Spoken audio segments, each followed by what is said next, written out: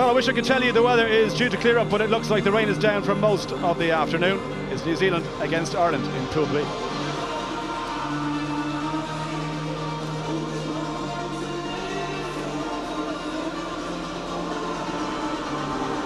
So here we go. The weather starting to clear slightly, but it is going to be a very wet pitch for both teams. Neither side likes to play in the rain. It'll be interesting to see which side copes best under these conditions. So brilliant reception for both teams. Top of the table clash in Pool A. Plenty of New Zealand fans here. Plenty of Irish as well, as you can see. And while Ireland are the underdogs, you'd have to say this is the championship match as far as they are concerned. You talk about the look of the Irish, they have drawn New Zealand in 3 of the last 4 tournaments. And on the other occasion, it was South Africa, a South Africa team that went on to win the entire competition. They've played 5 times, New Zealand have won all 5. Is this the day that Ireland get the better of the Baby Blacks? So we're almost set to go. We will have the New Zealand national anthem, followed by Ireland's call.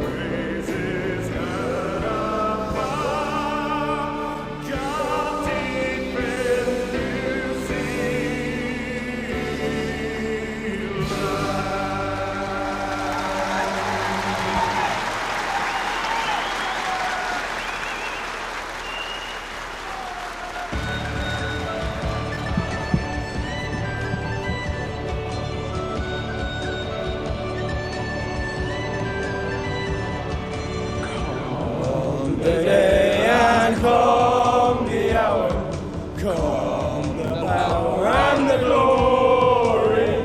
We'll come to answer our country's call. With the 4 proud provinces of Ireland, Ireland, Ireland, together standing shoulder to shoulder, we'll answer Ireland's call. Ireland,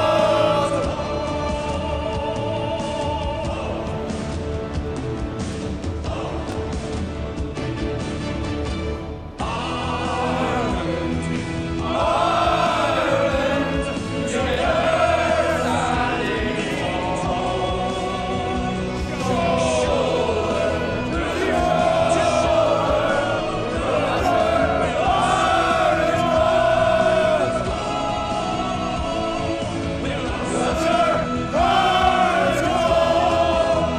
to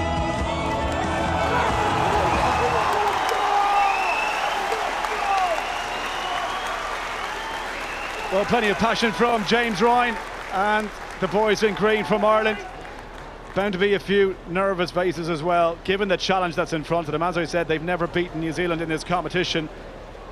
5 matches all going away of the Baby Blacks, and on form and on the basis of the opening round, you'd have to say New Zealand, how many more gears have they got? So impressive against Georgia. 9 tries, 7 from the backs. And now we have the New Zealand haka.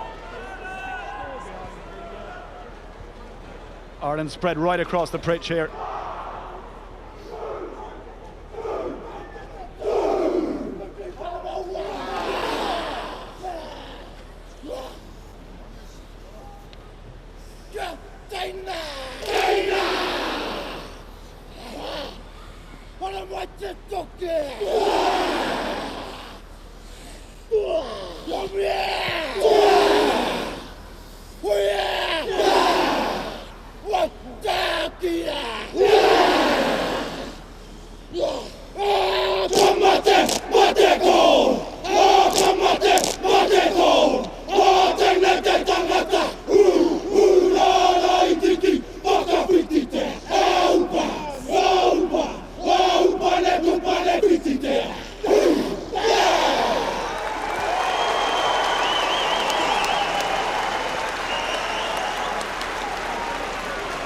Always an awesome sight, the New Zealand haka.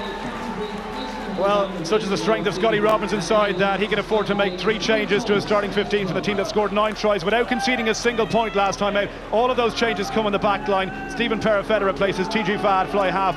Malau Tuitama comes in for Jonah Lowe on the wing. Sean Stevens switches from full back to wing. And Jordan Traynor makes his first appearance at 15. Well, Ireland coach Nigel Carlin has been forced into just 1 change, with Conor Kenny out for the rest of the tournament with a shoulder injury picked up against Wales.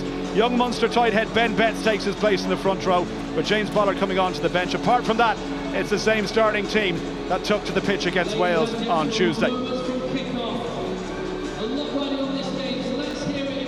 Well, that was the Irish response, spread right across the pitch to the New Zealand haka, soaking it all in. Tony Hanks is beside me. This should be a belter, Tony. Yeah, really looking forward to it. The haka sets the scene. Sam Knock leading that. Another proud moment for him and his family. Takes the responsibility very seriously. So referee Craig Maxwell Keys from England. Assistant referees Elia Rizzo from Italy and Paul Dix from England. Our television match official is Jonathan Mason from Wales. There's going to be tricky conditions for both teams. I mean, I suppose the cliche is that Ireland like to play in the rain. No side likes to play in the rain, and whichever handles the conditions better, you feel Tony is going to come out on top here. Yeah, the New Zealand team found the conditions challenging the other night at Manchester at half-time when the rain came in. So they're really well aware of that now, and it was good prep for this game. Yeah. The floodgates open with about 10 minutes before half-time against Georgia as Ireland get us underway, and the first knock-on comes from a green jersey. Nerves are bound to play a part as well for the Irish lads here. The scrum's going to be really interesting because I think both teams probably were on the receiving side on round 1. So it'll be really interesting to see how who takes the dominance here in the first scrum. It was the one area that New Zealand struggled in against Georgia at scrum time. Ireland equally against Wales had to give away a lot of pressure, so let's see how this one goes.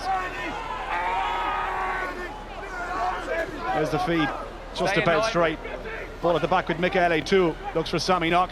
And first touch for Shawnee Stevenson, who started at full back against Georgia, but he's very comfortable on the wing. He plays there for the Chiefs in Super Rugby as well.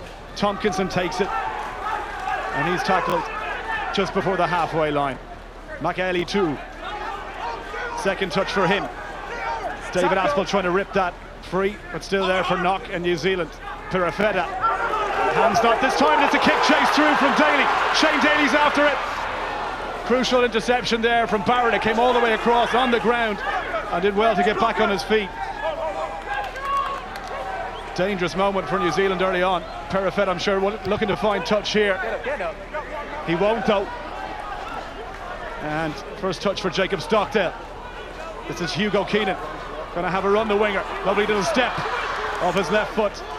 And he's dragged down just before the 10-metre line. Ireland with the advantage here. New Zealand going off their feet. They come back for the penalty. Good start by Ireland. Yeah, good start. New Zealand are going to have to be really careful on that kick and kick chase. Jacob Stockdale the other day, really dangerous on the kick return, and the likes of Matthew Byrne and Hugo Keenan, all dangerous in that kick return. 2 minutes on the clock, and it looks like Bill Johnson is going to have a shot at goal here. Now, against Wales, he scored 11 points. This was the kick through from Daly.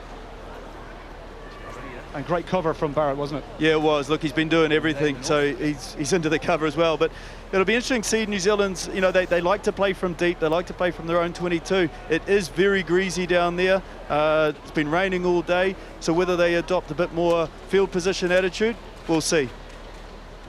11 points for Johnston against Wales, and that was the difference between the teams. If Jones had gotten his kicks, Wales would have won the match. No wind here. Struck it well. Looks good from here. And the touch judges agree. Flags go up, and Ireland take a 3-0 lead against New Zealand. Yeah, and that'll give them a lot of confidence going into the game. Well, it's a massive game for both teams. You know, whoever wins this will probably go on and win the pool. And the way they structure the tournament is, you know, there's no guarantee with the second place. Well, Ireland had that slow start against Wales, and Nigel Carlin had pains to point out this week he wants his team to concentrate from the off, not concede any soft tries, and that's the perfect start for them. 3 points on the board. It'll settle the team as Matthew Byrne takes the restart. New Zealand trying to put pressure on Kearns here. Box kick from the scrum half, and he finds a decent touch. Yeah, good exit, nice and tidy. You know, might have liked a little bit more yardage on the kick, but just been nice and accurate to start with. Stephen Kearns from Sligo and Connacht. Connacht, the story of Irish rugby really this season, and fairly represented as well in this Irish under-20s team, which is good to see. Ireland getting up to try and steal, and they've managed to roll it. That's brilliant. James Ryan, the captain, with the last touch to take it into contact. And here's Max Deegan, the big number 8, man of the match against Wales, and makes a couple of metres there. Johnston looking to release the back line. It'll show there from Conor O'Brien, and brings play up to the 10-metre line. New Zealand having to, well, it's all defence at the moment, isn't it? Thank you, lads. Taken in by Gallagher. Andrew Porter, one of the stars of that opening game against Wales. He loves to carry that ball. The loose head for Ireland. Back with Johnston. Now, high ball to test out. Jordan Traynor, who didn't play the opening game against Georgia. Well, he's very comfortable there. Little chip from him over the top. Back there goes Byrne. Takes the ball under pressure, though. And the ball squirts out the side. Perifetta spots a little gap in behind the back three. Where's this going to bounce? Oh, beautiful kick. Absolutely beautiful kick by Perifetta. Yeah, and that's a real strength of Stevens. He identifies the space in behind, and he likes that long kick back into the box. But also a good start for Jordan Traynor. You know, he hasn't played for a couple of months. He's coming back from a lacerated liver from a club game back home. So good start for him as well. Yeah, he's lucky to be here, isn't he? I mean, the doctor said it could take anything up to a year for Jordan Traynor to recover from that. As it happens, it only took about 6 weeks. Yeah, and our doc will take credit for that for sure. Well, he's back in the team. As I say, first start for him, wasn't involved at all against Georgia. His first contact training session only last week as Max Deegan carries it into contact and relieves a little bit of pressure. Johnston is under pressure and did well to get that one away. Yeah, I'll go back to the last play. I was actually quite impressed that Ireland had the confidence to play 3 or 4 phases before they went to the kicking game. So, you know, both teams going in with a real positive mindset considering the conditions. Well, that's Max Deegan there. He played for St Michael's College in school, and he started out his career as a centre, but he kept growing and growing, and it was inevitable almost that he would end up in the back row. Good take from Walker Leo Harry. New Zealand second row, and the maul is set. Michaeli 2 takes 2 to bring him down. Sammy Knock wants it now and keeps it in the pack. This is Jacobson, Luke Jacobson, one of the 2 brothers in the back row for New Zealand, and the youngest of the 3 in the Jacobson family. There for Knock once more. Crash ball through the middle. Geordie Barrett for the line. Well, that is all about the power of Geordie Barrett. Crash ball, beautiful pop pass, and New Zealand have their first try. Well, geez, if it hasn't been said already, Geordie Barrett has been the standout player throughout the preparation and the build-up to this tournament. Just what a line, but it come off the back of a couple of really good carries first, but look at him come. The Irish defence aren't looking at him. He's come from quite wide out, picked his line, and Sam Knox hit him. He's a tough unit to stop, isn't he? 6'5", 94 kilos of inside centre. He's a big boy. You're talking about, you know, Max Deegan moving out. You know, we've got the size of a Geordie Barrett. You know, his older brother plays 6, another brother plays lock. You know, and there's certainly not much difference between them size-wise. Yeah, he's the youngest of the 5 Barrett boys. 5 in total. Plenty of practice in the Barrett household when he was growing up, I can tell you. Blake, Scott Kane and the All Black Bowden, of course, as he converts his own try from underneath the post. And what a start, a response even from New Zealand after going 3 points down. Yeah, and they come off, you know, the first line-out was a bit shaky. They got this one really well. They carried hard, but on the back of Jacobson there, Luke Jacobson, again, and he was like that against Georgia, just very, very strong, hits and just chases with his leg drive. It's brilliant for him as well to have his brother Mitchell as well alongside him, just to add that experience and I suppose a shoulder to lean on if he needs it. Another talented family, that's why I mentioned Kane, the older brother who plays rep rugby as well. Well, that looked like the forward referee is playing advantage to New Zealand, I think, and here is Luke Jacobson, nice pass, win behind. Well, Barrett had to pick it up off the deck. And what a boot he has. That's going to go all the way towards the Irish try line and over. So I'm sure they'll settle for the 22-metre dropout. Yeah, look, there'll be an assumption that the weather will suit Ireland. It certainly might, you know, make it difficult for both teams. But these New Zealand boys have certainly played in a fair amount of rain themselves. Absolutely. It's not exactly tropics down there, is it? No, not at all.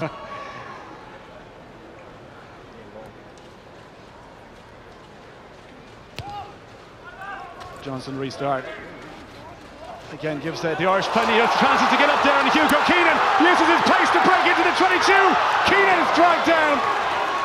Ireland support arrives in numbers. Gallagher there trying to recycle possession. Cairns to dig it out. Well, where is that ball? New Zealand do just enough.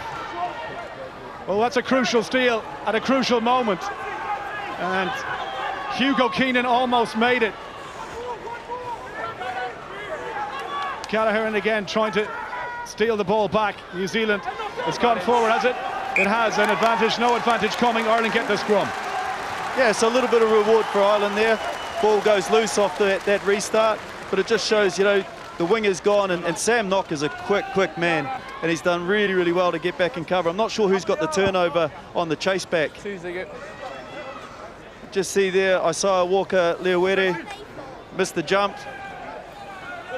Sam Knock chasing back. It's a good tackle by Sam Knock. There you go. And he's straight back on his feet and on the ball. Try saver. Try saver for sure. And Ireland now. 5 metre scrum. New Zealand, well, they had an 8 kg advantage against Georgia. You can see they are heavier by 6 kilos a man here against Ireland. Is that going to be a factor in the scrum? Ireland trying to lock it out. A little bit awkward at the back. Max Deegan controls it, gets a penalty. One leaving the contest to ground. Well, what do you do here? I mean, it's very kickable. One to ground. Yeah, I know most captains I know in this part of the world would point straight to the post, but you know, that's a big moment for Ireland, and I'm sure that's an area that they've targeted. They're going for the scrum again. Well, they might have seen Georgia cause New Zealand all sorts of problems in the opening game in the scrum, and Andrew Porter there came right through on Kautai's side. That's where the penalty came from. And it certainly was an area of concern for New Zealand going in, and Kautai, who didn't go to Australia in the first warm-up games, was selected on scrummaging. Yeah, that's a lack of match fitness. Let's see how Ireland go here. Kearns with the feed. It's gone down on that far side. Far side to ground. We're going to reset. That's a good picture. That's a lot better. Well, big things thought of Andrew Porter, UCD and Leinster, formerly of St Andrew's School in Ireland, and he will be a future international loosehead, I can guarantee you that. Let's make sure we can keep up. Geez, he was really impressive the other day. I think he had about 11 carries, and he made the gain line every time. Yeah, inside man's mine. Of course, no Conor Kenny for Ireland in the front row. He dislocated his shoulder, so Ben Betts has come in and he did very well against Wales when he came off the bench after only about 6 minutes. There's the tap again, trying to get that ball to the back. Kearns under a bit of pressure here. Now New Zealand come through. Control from Deegan at the back. Where's that ball? Referee says play on. And Mitchell Jacobson did really well to get the steal there. Here's Daly, takes it off the ground. The pass to nobody in particular goes loose, and Keenan again trying to break the tackle. Brilliant stuff by the winger. It was his break that set up the pressure from Ireland initially. Max Deegan again carries. No, was he held in the tackle? Can't roll along the floor. Referee says he rolled. He wasn't allowed to do that, and that gives possession right back to New Zealand. Yeah, great response by the New Zealand team at scrum time. You know, talking to Sasefa Kautai and how much he learned against Georgia the other day. In New Zealand, we tend to, everyone sort of scrums the same. So it's a really good experience for our young players to be playing against, seasoned scrummaging players like that you have in Ireland. He was legal, but I know what you're talking about. And here is in the ball. You can see Deegan trying to control it there. Maybe Ireland should have got rid of that ball sooner. Yeah, I think as soon as they came under pressure, they needed to get rid of it. So the captain, Lenny Apisai, Hurricanes hooker to throw for New Zealand. Again, looks for Quinton Strange, the big target. And Shawnee Stevenson to carry over that halfway line. Penalty Ireland going off their feet. Yeah, the refs have been really, really hot on that. And New Zealand got caught for that a couple of times the other day. Yeah, it was a huge stickler from Alain Roland when he had the meeting at the start of the tournament to break down a key area, as much as the tackler not rolling away, but also supporting your body weight when you do go in to protect that ball. Absolutely. That's not a bad kick. That is not a bad kick at all from Bill Johnson. Yeah, Ireland were really strong in this area the other day. Generally went to the front and drove. And I expect them to do something pretty similar here and test New Zealand again in the close quarter. Well, the line out was far from perfect against Wales for Adam McBurney. I'm sure it's an area that they wanted to improve. They got plenty of height there, but again the throw over the top, and New Zealand cough up possession. Well, you can see that slippy ball is having an impact for both teams. Daly in to protect there. Ben Betts to act as scrum half here. Carries it, the tight head. Still inside the New Zealand 22. Better play from Ireland. This is Greg Jones. Out. Cairns under pressure. Deegan. Tackled by Kautai. Cairns once more. Gallagher got Betts on his shoulder. Good strong carry from the Irish lock forward. Options all really lining up the left-hand side for Cairns. Johnston calling for it. Got the backs outside him. Ball in behind to Matthew Byrne. And it's good recycling by Ireland. Patient build up here. Ben Betts again. Another carry from the young Munster tight head. Cairns to the captain, James Ryan. Ryan, nice presentation as well from McBurney. Carries it into contact. Good stuff from Ireland. Can they get points on the board though? Aspel from St Mary's in Dublin. Options on the right hand side. Ryan once more. James Ryan runs straight into the tackle. New Zealand come through, and they did so illegally. They get the penalty, Ireland in front of the post here, and then a referee. You just throw the nine on the floor. It's a couple of infringements by New Zealand. We'll play the ball, not the yeah, back. Look, Ireland have really asked some questions there, and I think that was their real strength the other day. They've got a tight five. That just all of them can carry. Very strong carriers, the likes of Porter, McBurney, Gallagher. And I think, just be patient and ask questions of the New Zealand defence. They didn't have to make a lot of tackles the other day. Well, they're having to make tackles so far. Here is McBurney straight into contact, as you can see. James Ryan, and no mistake with the kick from Bill Johnson. So 2 from 2 from him, 7 points to 6, and the gap just 1 now.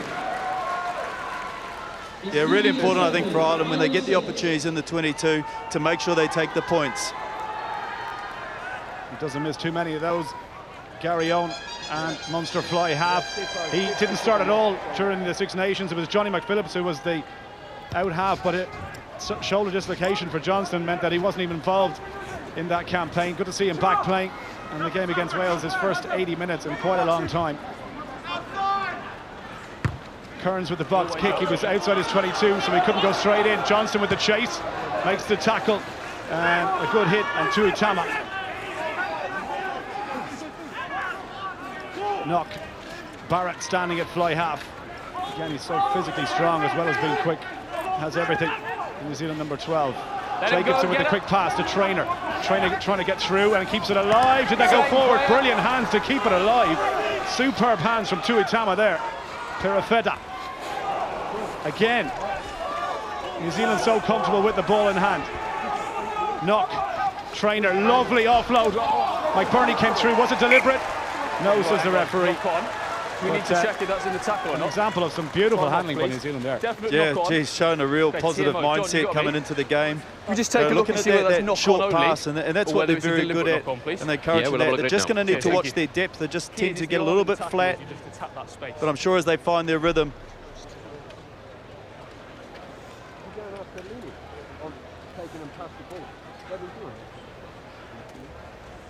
Now, was this deliberate to you? I've seen them given. Oh, The attack in the space. Okay, so John, it's a definite deliberate knock on by 2 for me. He's attacked the space. That's not an arm in the tackle. Do you agree with that? I agree totally with that, yes. Have you got an angle yeah, I to think show he's who's left the outside lazy him? arm If he's out the there. last man, He's it tried looks like to Black have got numbers. Then we're disguise talking it a little yellow bit by looking like he's going for a tackle, card. but I You've think got he a knew white what he was shot to doing. show that. Cheers, mate. Thank you. Well, Anna McBurney, you can see here. I mean, that was deliberate. And he's There's no certainly doubt about feeling under pressure That's there tipped with about 4 the New yellow Zealand card, Nick. attackers, and only the winger Do you outside agree him. with that deliberate knock on? 3-on-1 out wide, yellow card, and it's 2 Ireland. Yep. That's right. it. It's going to be Captain. card here. 2. You 2, yeah? You've deliberate knock on. It's a 3-on-1 overlap, which makes it a yellow card. Off you go. So Anna McBurney will spend the next 10 minutes in the bin. And the reason and the rationale behind the referee's decision there, New Zealand had a 3-on-1 overlap on the outside. It's very likely a try would have been scored. And Deliberate knock on. that's why he's 3-on-1 taking a out yellow wide. card. Yeah, not a player that you want to lose. You know, he's a pretty key player from what I saw the other day. Shot at goal. Shot. Yeah, and just while Ireland are hanging in there, the last thing you want to do is go down to 14 players. So Bowden Barrett is going to have a shot at goal. It's not an easy one, but he was almost inch perfect with his kicking against Georgia. First couple of conversions that New Zealand from the tries there, he's had to kick them from the corner. And he's a beautiful, relaxed kicking style, this guy. Former fly half, of course. There's 3 or 4 guys in this team that can kick really well. But this is, Geordie's a real strength. Yeah, he's a 90+% goal kicker. That's what I was saying for you. The ball was out, I agree. If you'd have picked it up, happy days. You just Only played 40 minutes against Georgia. They obviously just the only issue there. wanted to rest him for that second half, and they were in That's the only issue complete there. control by the half-time whistle. Scotty Robinson deciding to take off 4 players at the break. This isn't easy, though.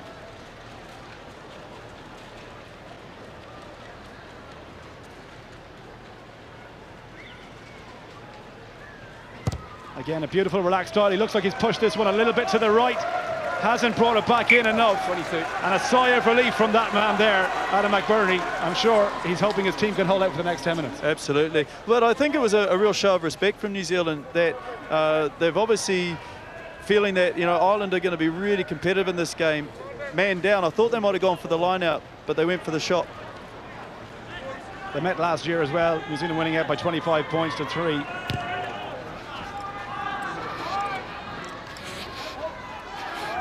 Five's tackled him. James Ryan makes the tackle, has to roll away. There for Sammy Knock. And this is Marino Michele, big number 8 for New Zealand, who made a few barnstorming runs against Georgia and set up a couple of tries on his own. Perifetta goes wide. Taken in by Walker Leoeri. And back for a scrum, half to use. Perifetta once more. Into the middle comes Sesefo Kautai.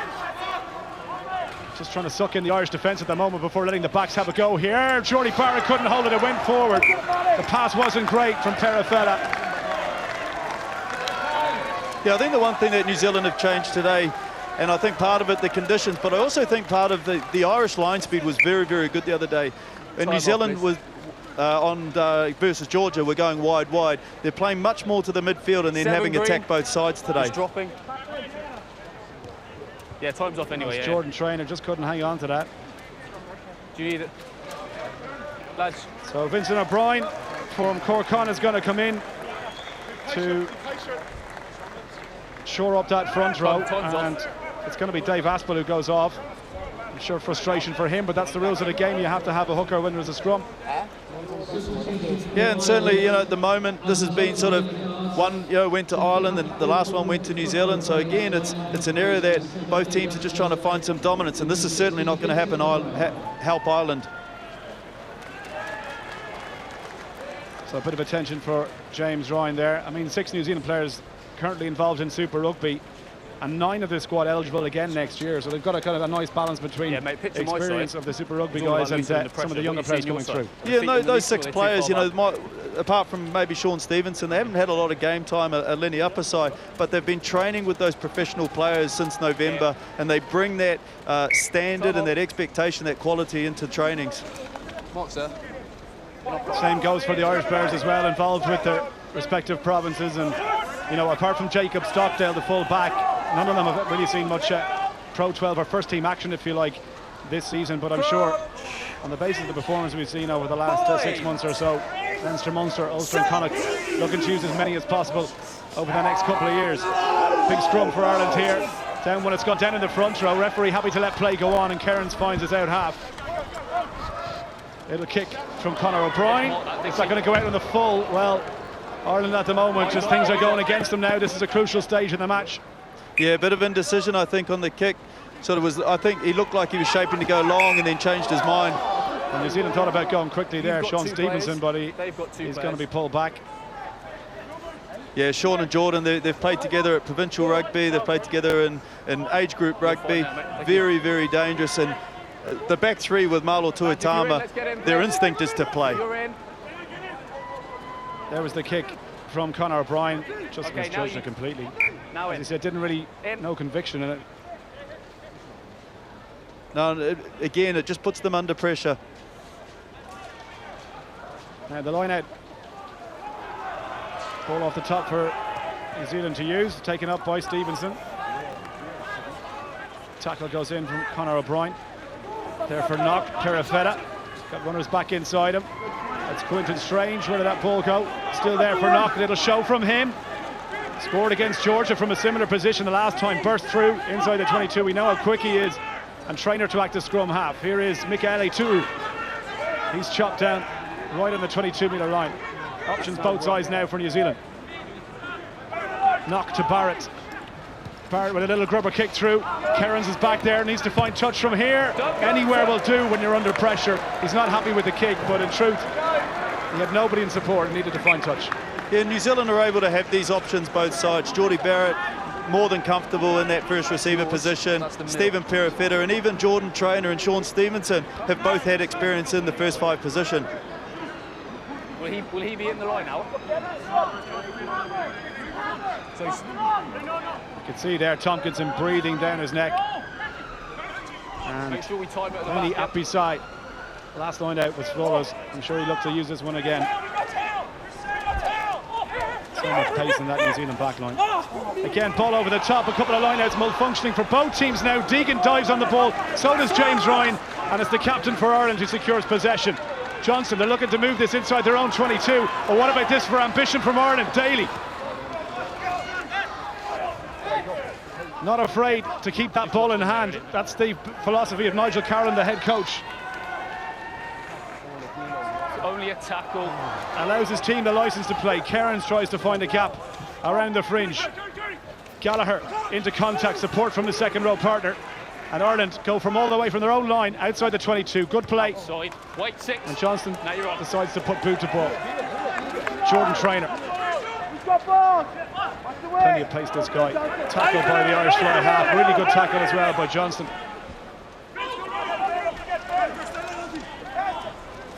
Ireland still down to 14 men, don't forget, but Adam McBurney in the sin bin.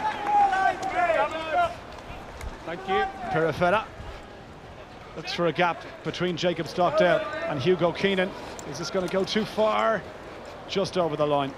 22. Yeah, just too far. We can see New Zealand now, just a bit more emphasis on field position.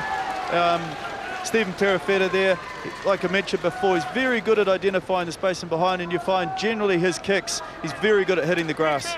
Yeah, he made a big impact when he came on against Georgia, but equally TJ Va'a, I wonder if he feels a little hard done by not to be starting, because a lot of the tries in the first half in particular for New Zealand came through the back line and came through the half backs. Nice to have that option though, inside. As Jordan Trainer. Well, he doesn't find touch. Matthew Byrne in the right place at the right time. Stockdale. Little chip and chase by the Ulster. Full back, will this sit up for him? Stockdale, he was unlucky. And Perifetta waiting for the ball. If it just bounced up half an inch higher off the ground, it would have been perfect. But New Zealand with possession even. Bowden Barrett, lovely hands. Stevenson, little chip and chase. Shawnee Stevenson, where's this one going to bounce? Stevenson for New Zealand glides through the last tackle and scores once again. Shooter McGavin. Beautiful try, New Zealand. Yeah, it just shows the fine lines, doesn't it? You know, Jacob Stockdale, who was a real dangerous player from the back. The ball bounces a bit higher and he's going down the other end. New Zealand pick it up and they just transition so quickly, New Zealand, on kick returns and turnovers, and away they go. The ball's picked up, Stephen Perifetta, and you just see players are comfortable. Geordie Barrett holds up, brings a defender in, and Sean Stevenson's been doing this for 3 or 4 years in age group rugby, and he just makes it look so easy. Stadium clocks are stopped on 24:27. Beautiful try. And Geordie Barrett the extra 2.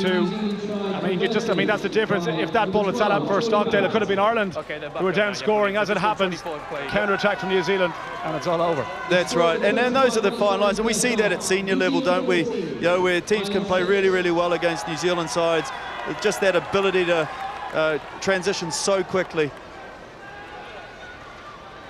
Made his debut for the Chiefs against the Hurricanes at the start of the season, and as I mentioned in the last match, he was giving away 35 kilos to Nemani Nandolo on that particular day. He was a nervous young winger, but certainly at this level he looks so comfortable and relaxed. Sean Stevenson, full back or wing. It's right. So Ireland, it's all about keeping the composure here, because they've been very much in this game, and just the bounce of the ball there, evading Stockdale, and New Zealand take full advantage, ruthless in attack. As Barrett puts the Garryown up. He's after this one again. Can't hang on to it. It's gone forward. Knock on, offside. And offside as well. Yeah, again, New Zealand tending to use the kick a little bit more on that exit at the moment. An injury down with the Irish players. A minute to go until Adam McBurney and David Aspel can come back on. The yellow card, please. So they have possession. I'm sure just trying to hang on here. What about that for a kick? That is absolutely brilliant by Bill Johnston. That's a great kick. You know, we often encourage our line kickers to go for maximum distance and take a risk. Geez, you couldn't be better than that. Got every inch out of that one. And I think, and that's, people don't understand that the difference there, a 5-metre line out now. This is a try-scoring opportunity as opposed to being 10-15 out from the goal line. Well, the player you just saw on your shot there is Conor O'Brien, and it looks like he's taking a knock to the head. So he's going to go off, and Jimmy O'Brien is going to come in. Comfortable on the wing or centre, no relation. And he would have featured quite heavily during the Six Nations Championships as well for Ireland, Jimmy O'Brien, so no stranger to the setup here. Just hold that 2 metres, Captain, thank you. Oh, Vincent O'Brien to throw. It's important Ireland win the line out. It's exactly what James Ryan does, and they try and set them all here. Have they got a weak spot in that New Zealand defence? Ireland keeping possession tight, almost up the line. Ireland are in! What a driving maul, and what a response from the Irish pack. Well, we talked about the Irish set piece, and that would be certainly a challenge for the New Zealand side. New Zealand didn't compete here. And this was in the area where Ireland scored their first try and got back into the game against Wales the other day. So a real strength of theirs. Well, Greg Jones on the end of it. He is a big, powerful back row forward. And look at the technique here. Body position low. New Zealand can't stop the Irish maul. And Greg Jones crosses the line. And Ireland back in this game. Brilliant. Yeah, look, that's a big try too. And again, I'll go back to the line kick. You know, that line kick from just by halfway, in an attacking opportunity, and hopefully that young man gets some credit for that. Well, after this kick, Ireland are going to be back to 15 players, and if this one goes over, it'll be honours even in terms of points conceded. They'll be delighted with that, and Nigel Carroll, the Ireland coach as well, will be. Not an easy one. He struck it well. Has he got it inside the post? He has. 14 points to 13. The gap is back to 1. Yeah, well played, Ireland. You know, they did this the other day. What really impressed me, you know, it's 17-0 down. They just kept coming back. They kept coming back. A really resilient team. The one thing they don't lack is self-belief, and that was an important try at a crucial stage. They are back to 15 men. Adam McBurney back on the pitch. So too is David Aspel, who had to go off. And that ball a little bit loose. It came back into the hands of Andy Porter, and it went backwards, says the referee. Kearns looking to protect it. He's setting himself for a box kick here. Plenty of height on this one. It's going to drop just outside the 22. Awkward one to deal with, but in fairness to Tui Tame, kept his eye on the ball. Yeah, probably a bit long on that kick. Didn't really allow any contest on it. Perifera. Straight down the throw to Jacob Stockdale. Inside his 22. He's allowed to go into touch from here. That's a big boot, though. Wow, what a kick. What a kick from Stockdale. Well, 2 big kicks from Ireland, put them right back in the game. He's got a big left foot, Stockdale. I think he came under a bit of pressure. He's probably not the quickest on the kick, but he's certainly got some length. You're here if you want. Certainly got some size in their back three, Hugh. Yeah, and they're not afraid to have a go as well. On that occasion, Jacob Stockdale, he's been heavily involved in the Ulster senior squad this year in the Guinness Pro 12. A couple of chances to start on the wing for him as well. And a lot thought of him as Apisai looks to find Walker Leoeri in the line-out. There for knock. Here's Michele too, the big number 8 into contact, and it's Max Deegan who brings him down. Almost half an hour played in match day 2 in Pool A here, and just 1 point separating the teams. New Zealand now they're in a game here, I think. Stockdale across the pitch as far as Matthew Byrne. Chip and chase from Byrne. Where's this going to bounce? He was said he was impeded, but he managed to get through Mitchell Jacobson and take that ball. Greg Jones, the try scorer. He's lost that in contact, and advantage being played to New Zealand. Still playing the knock-on advantage. That ball's still very slippy. The rain is almost stopped here, but still very wet conditions for both teams. Interception from Daly. We'll go back for the knock-on. No advantage coming. Knock-on. Wow, chance to take a breath. Really impressed with this Irish back three in terms of their kick return. Playing some smart rugby now. Yeah, and again, this little chip kick in here from Matthew Byrne. They were really, really strong in their ball carries the other day, obviously adapting to the conditions. But all the back three have been dangerous so far. It's been a brilliant game so far to watch, hasn't it? And Ireland, after half an hour, they'll have grown in confidence by how they've played so far. And I think that's part of it. It's how they've played. They've played with a real positive mindset. They're not scared to have a go. Point. Set.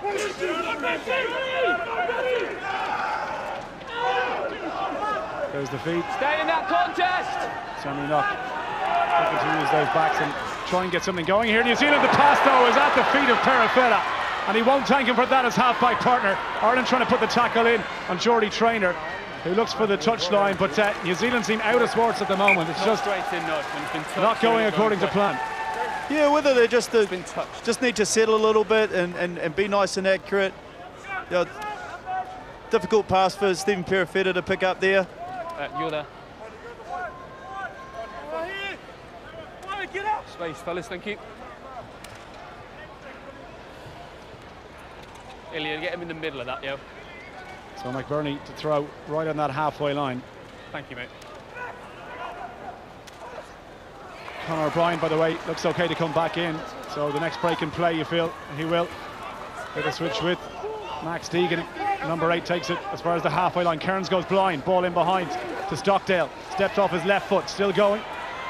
And trying to break the tackle of Apisai. Did well there, Jacob Stockdale. Big, powerful runner from full back, and Ireland have advantage here.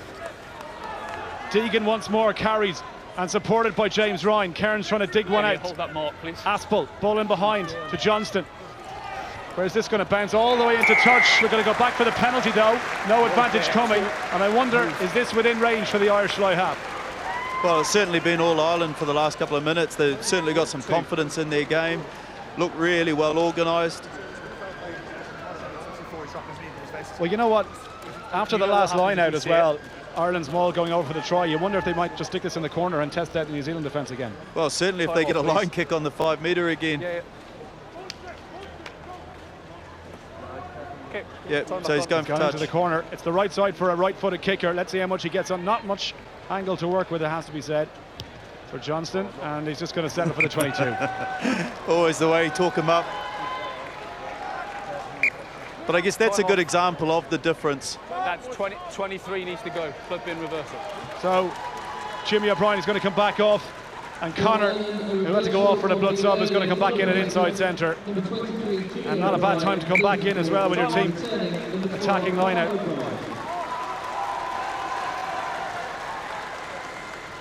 Just had to get stitched up over the eye, Connor O'Brien. So obviously okay to continue. That one, was it straight? It was. There's a referee, and Ireland set that maul again and try and put pressure on New Zealand's defence up front. At the back with McBurney.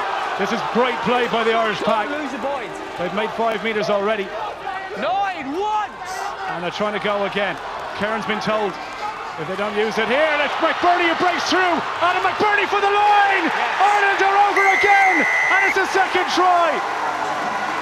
Adam McBurney from Ballymena in Ulster touches down, and Ireland are in front against New Zealand. Well, the line-out drive again, proving a real strength of the Irish.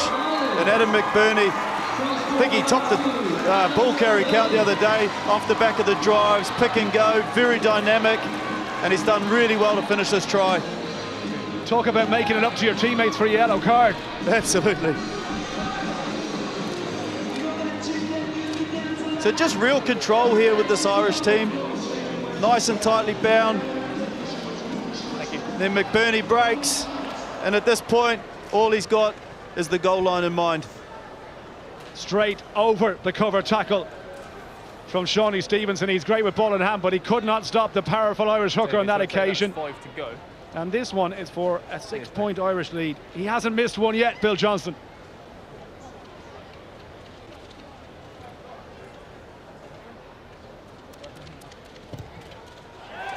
Not a bad strike.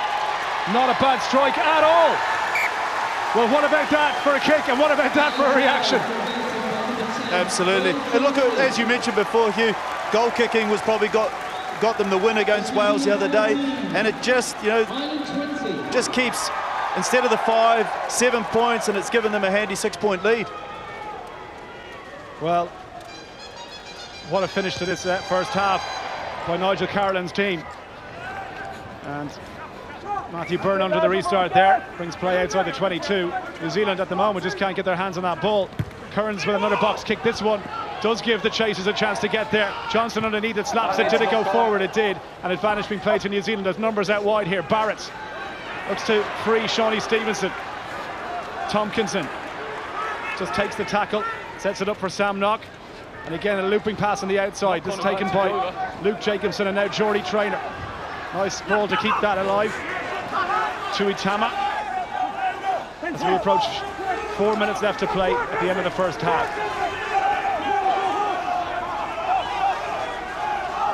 Tuitama, the scrum half as far as Kautai, the big tight head for New Zealand. Sealed off there by Quentin Strange. Walker Lioere. Luke Jacobson, tackled by James Ryan. New Zealand still have it. Perifetta, crossfield kick for him. Is he going to find touch? Stockdale goes across, and that's not a bad kick at all. That's going to put pressure on the Irish line-out. Yeah, good kick by Stephen Perifetta there. I think the Irish line speed certainly giving the New Zealand players some real trouble. You know, they're really zeroing, and they're coming from the outside and attacking the ball carrier. So New Zealand haven't got the passing that they want. Well, I can tell you, there's a real worry here for Ireland, because I think it's Bill Johnson who's on the ground, and it's his shoulder that kept him out for the majority of the season so far. What a huge loss that would be if he can't continue. Yeah, he didn't look too well. He sort of sat there for a little while. There's obviously real concern around him. Well, seeing how he went into the tackle, it surprised me. He missed the Six Nations with a dislocated shoulder. He doesn't hold off on the tackles, I can tell you. He doesn't look happy at all. I think the shoulder's gone. He's so frustrated. Look at that. The shoulder gone again. And it's Johnny McPhillips who's going to come on in his place. Here we go. That was the hit straight on the shoulder. Well, he's certainly chosen to test his shoulder on. I saw Walker Leuwere. He's a big, strong boy, originally out of Ruatoria. So Johnny McPhillips, who was the starting 10 throughout the Six Nations, comes in, and Ireland with the line out. James Ryan, the captain, as far as Kearns. And again, they're looking to take this one up. Max Deegan right in their own line, and he's hit hard in the tackle. Has to get rid of that ball. Dangerous tactics from Ireland. Surely just get rid of it now. Stephen Kearns. Pressure relieving kick, and he finds touch. Yeah, good kick. They certainly don't lack confidence to play a couple of phases. I've been really impressed. Mitchell Jacobson that time, reading it down, putting a big hit in on the goal line.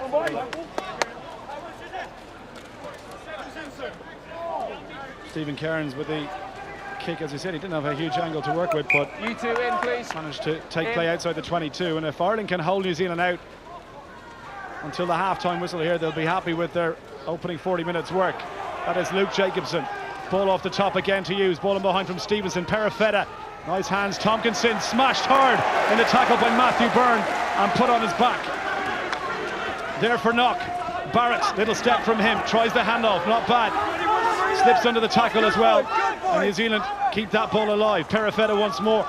Kautai with a pass to Luke Jacobson. Perifetta. Flat pass to Stevenson. There's one try already. Pass at the outside. Nice offload by the winger. And New Zealand again trying to find a weak spot in the Irish defence. There for Kautai. Takes his tackle inside the Irish 22. Knock switches the play. The pass not to hand. And there for Tompkinson. Apisai, the captain, sets play up again. This is Aidan Johnson.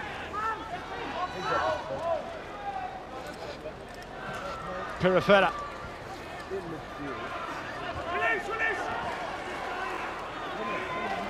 Sam Knock, tackled well by McBurney, and this is better from New Zealand now. Just keeping possession and testing out the Irish defence. Still there. Hands from Stevenson to Tompkinson. Again, Apisai standing out on that wing. That went forward. Big tackle went in from Greg Jones. And Max Deegan to force that turnover ball. Yeah, really good defence by Ireland. We've mentioned the Irish line speed a few times, and they've really come out of the line, and especially the New Zealand backs out wide, centres, wings, really struggling with that guy coming off. It's not something we see a lot in the New Zealand game. Yeah, big hit going in from Matty Byrne there. Terenure College and Leinster. And this was another big hit. And the tackle eventually 2-on-1. And Apisai just couldn't hold on to that ball. Point. Set.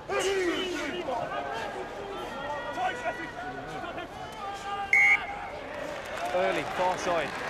Well, referee's given a free kick for Ireland. We've got 5 seconds left to go. I'm sure if they're aware of the time, Johnny McPhillips will just send this one into the stand and take the half-time whistle while they can. It's exactly what they do. Well, Ireland going off to big cheers from the supporters that have turned out here in the Manchester City Academy Stadium. They lead this one at half-time by 20 points to 14.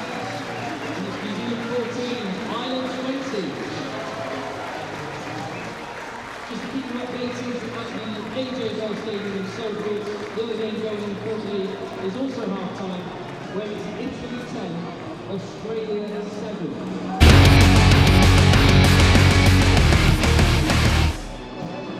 If you were Scotty Robinson, would you look to change things up a little bit in the second half from your team? Do you want to see them try and keep that ball in hand more often?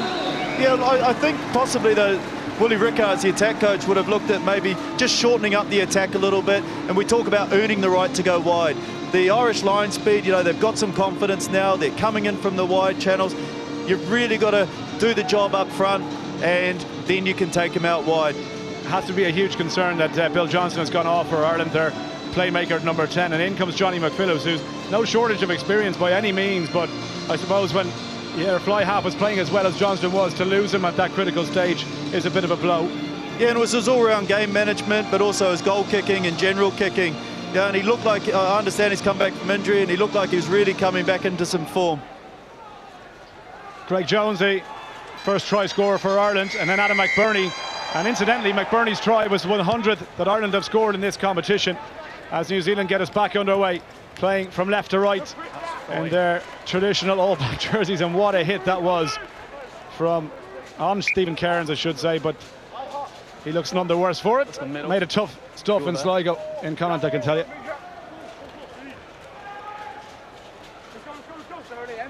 Those are both coming in, yes. There you go. They're really committed there by Quinton Strange. Happy side goes to the front again. It's loose ball. The line out for New Zealand has been far from perfect. Ireland equally had a couple of overthrows in that first half as Knock looks to try and get the backs going here through the middle. Almost was Tui Tama. You know how quick he is. Perifera, the grubber kick through, blocked down. Conor O'Brien trying to get after this one. Mikaele too, the number 8 for New Zealand, saving their blushes there. Luke Jacobson. Ball presented for Knock. Perifera, Trainer, little step off his inside and keeps that ball alive. Tui Tama takes it into contact. Again, New Zealand looking to keep that ball. Any room for Perifera to go through? Decent tackle on him. Barrett to Trainer, big thumping tackle goes in from Hugo Keenan. McPhillips after this one tries to make the tackle, no advantage for the knock-on. The hits from Ireland picking up from where they left off in the second half. Yeah, obviously quite tense start to the half, both teams wanting to get on top.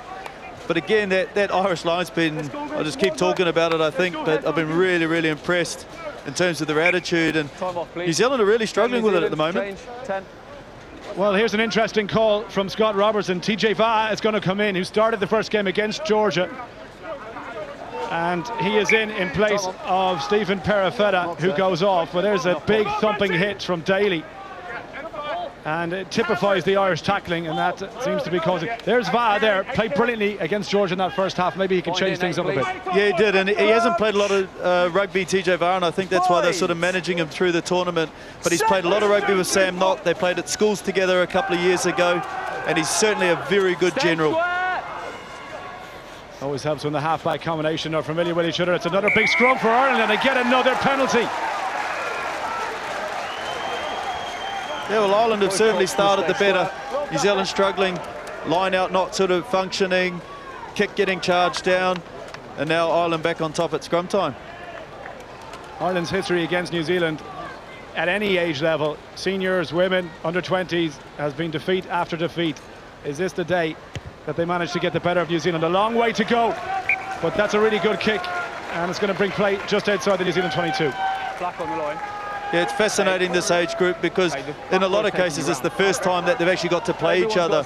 You know, a lot of these New Zealand players, they're used to the Australians and other players from New Zealand, but this is quite new to them. Mike Burney to throw. Ireland again looking to hit their captain James Ryan here and set that mould. It's been so effective in the first half. They got 2 tries from it. And Mike Burney, who scored one of them, rips free and tries to suck in a couple of fringe defenders from New Zealand. Ireland come through. Where's that ball? You can see the penalty. New Zealand want to get on with it. 7's on the ball. 2's held on and we Ross Stevenson's off. Barrett, almost an interception there. It's gone wide. Now Tui Tama. We know how much pace he's got. Tui Tama with a kick through. It went off an Irish hand and into touch. New Zealand should get the put in. I want to go quickly here. The referee's whistle has gone. And again, McBurney not holding back in the tackle. It's still your line out, but it touched the ball. Well, I think what New Zealand have shown there is they want to up the pace of this game. You know, quick taps, quick throws. Both teams going at each other here, and this one's spilling over. Neither side giving an inch. You keep your players out of it, I can deal with them. At the moment, it's half as good as one, half as good as the other. There's Sean Stevenson on the quick tap. Always looking to try stuff, Sean. And Malo Tuitama showing us real pace on those outside channels. Tell you, James Ryan did well just to get across there. Good pace from the Irish captain for a lock forward. Not too bad against a winger. And New Zealand now set a maul of their own. Break off the back, Mikaele too. He's a big unit, physical ball carrier, the number 8 for New Zealand. Couple to bring him down. Va'a, TJ Va'a into contact, and an equally good tackle from Conor O'Brien. Knock. They're queuing up to the left-hand side. Quinton Strange, it's going to be kicked clear. Can Ireland put pressure on here? Adam McBurney after it. But Jordan Trainer is the first back for New Zealand. It's not a very convincing kick, and Hugo Keenan might have a go here. Why not? Little dummy from him. Brilliant by the winger. Ireland looking to set this one. Greg Jones into contact. Still there for Cairns. Andy Porter, big shoulder used to smash his way towards that 10-metre line. Options both sides now for the Irish scrum half, an advantage being played. McPhillips looks to probe to the corner. Where's this one going to go? Almost into touch. What a probing kick. We go back. Referee says no advantage accruing from that, and this one might be kickable in front of the post for Ireland. Yeah, New Zealand yet to settle in this half, and Ireland are really taking advantage of it. Been really impressed by Hugo Keenan. Every time he's got the ball, he's looked dangerous, making little half breaks, beating defenders at will. There we see it again. Yeah, he just sort of ghosts around, you know, good two-hand carry, gets in there, and I think we'll see this one again before Porter takes his role. But just nice balance. And then I think Porter came here with a big carry, followed that up, and New Zealand were under pressure. Well, first shot at goal for Johnny McPhillips. He's only just really trying to hit a stride into this game now after being called in place of Bill Johnston, but this is a massive kick here. This would make it a 2-score game. That's certainly the start to the half that Ireland would have wanted. And the rain coming down, you can see in your shot there, it's not going to make kicking any easier, but he should fancy this one. Good strike, really good strike. Absolutely no problem whatsoever for Johnny McPhillips, and Ireland lead by 23 points to 14 now. He never looked like missing that, did he? Hit it with real confidence. First successful penalty for Johnny McPhillips, and it is now a 2-score game. New Zealand need to get something to get back into this game, and the Irish fans that have made the trip here delighted by what they're seeing. Don't forget, the winner of this is going to take a huge step towards the semi-finals, because Wales obviously beaten in the first game by Ireland, and New Zealand coming through against Georgia, but you can't really afford any defeats, such as the structure of the championship. No, I think if you're going for that second place, you're leaving it up to other teams, and you're not in control of your own destiny. Make sure we stay in, yeah? Okay, now in, please. In. Rain continues to come down in Manchester. You wouldn't think it was the middle of June, would you, from the conditions we've had here? I think we had summer the other day, didn't we? For a couple of days, and that was it. Goodbye. See you next year. Happy side. Looks to throw. Ireland get up to steal. A brilliant steal as well. I think it was Max Deegan who got a hand to that. Cairns steadying himself with a box kick. Was he hit late? He's on the ground, and he looked like it was high as well. The referee. Well, another tackle goes in on Barrett. Ireland have possession. Tackles flying in from all angles. Ball is the team last in possession. Yeah, the game's certainly gone up a couple of notches, hasn't it?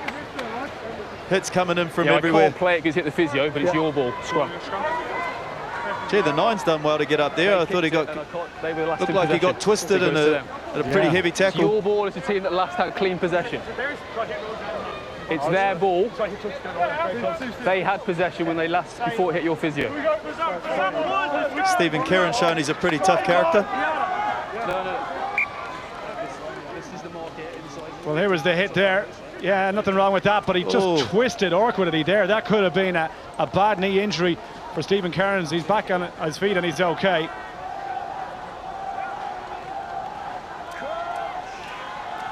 Chance for New Zealand here. Yeah, really got to get their game going here. Even just get a bit of confidence in what they're doing. TJ Va looks for the switch with Tompkinson. Tackled by McPhillips. Inside that 22, the ball available now for New Zealand scrum half. Taken up by Michaeli too. Options now both sides for Sammy Knock. Looks for his out half. Va is his trainer. Trying to find a hole in the Irish defence. Put down by Shane Daly, the Cork Con outside centre. Taken up this time by Kautai, the tight head for New Zealand. Knock. Va, little grubber kick through. Where's this one going to bounce? Just into touch. Idea was good, execution just an inch off. Yeah, much better from New Zealand there. A little bit more direct, you know, choosing the carry apart from, as opposed to the little tip-on pass. Just getting a bit of confidence in their game. Just space off. Oh, if that had set up there, Shawnee Stevenson was in. Time off. 13 change. Yeah, good tactic for New Zealand there to come back, especially with the Irish line speed. Well, New Zealand are going to make a change, and it's Jonah Lowe from Hawke's Bay who's going to come in at outside centre in place of C.O. Tompkinson. So Jonah Lowe has scored 2 tries in the opening game against Georgia. Maybe a little unlucky to miss out on a place in the starting 15, and Tompkinson goes off. Yeah, it just shows the strength that, you know, Caleb Mucken, he didn't even make the 23 after the weekend. C.O. Tompkinson looks to be playing a bit of an injury as well. Line out good from Ireland. James Ryan sets them all, and they're looking to relieve a bit of pressure there. Kearns wants protection. A bit messy at the back there. New Zealand get the scrum, and Ireland need to be better at the breakdown, securing that ball, especially inside their own 22. Absolutely, and this is a game that's going to come down to these little moments. You know, so they've given New Zealand a really good attacking opportunity here. Half an hour left to play in the second game in Pool A. Yeah, just going back to Jonah Lowe, just as comfortable at centre and wing, and was outstanding against Georgia. Crouch. Point. Set. Ireland might have a go here trying to win a penalty, because New Zealand don't waste any time, and you don't blame them. Va, it'll switch to the inside. Barrett into content. He's so strong. Look at that. Makes another couple of meters while being held as well.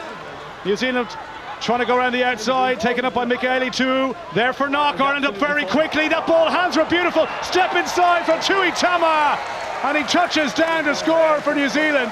Beautiful footwork by the winger. Ireland tried the blitz defence, it didn't work out, and Tui Tama goes in to bring New Zealand back into this one. And that's the thing with a blitz defence. It's high risk, high reward, and they've just missed out. But Jordan Train has done a great job to transfer this ball late. Solid scrum, nice and direct with Jordan Barrett. Forwards coming round. They've missed the runner and gone into that wider channel. Good pass from Jordan Trainer, and Malo Tuitama. He's got great feet and well known back home as a very good finisher. Yeah, superb finish from Tui Tama. He and TJ Va both signed professional deals when they were still in school at Scots College. That'll tell you how highly they were thought of as 18-year-olds. Absolutely. And I remember watching that Scots College team, and they were outstanding. So Barrett, this one to bring them within 2 points, within a penalty more importantly, or even a drop goal. New Zealand have never scored a drop goal in this championship, if you can believe that. Yeah, we don't do drop goals, Hugh. Well, you might have to. You might have to. Rain continues to come down again. It's a very good strike, but this time off with the boot, and the flags stay down. 4 points the gap. Ireland still in control. Yeah, we just see that finish again. Great feat from Malo Tuitama. But that'll give New Zealand a bit of confidence and settle them down after what was a pretty shaky first 10 minutes of the half. 19-23. New Zealand dealing with the restart. Knock gets the pass away to Sean Stevenson. Tackled by James Ryan eventually and put down, and Ireland without possession now for what seems like quite a while.